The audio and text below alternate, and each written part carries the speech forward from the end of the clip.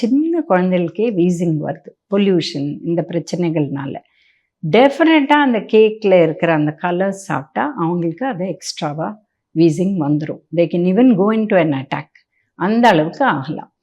So none of these colours, இப்போ பார்த்தீங்கன்னா அந்த பிரைட் ப்ளூ கலரில் நம்மளுக்கு ஏதாவது உணவு நேச்சுரலாக கிடைக்குதா, இல்லை அந்த பிரைட் பிங்க்கில் நம்மளுக்கு நேச்சுரலாக ஏதாவது கிடைக்குதா? இப்போ பச்சை கிடைக்குது, பட் அவன் போடுற அந்த பிஸ்தா கேக்கில் போடுற அந்த பச்சை அது கம்ப்ளீட்லி டிஃப்ரெண்ட். இது பட்டுப்புடவை மாதிரி இருக்குது அந்த கலர்லாம், புரியுதுங்களா? So these are definitely synthetic colours.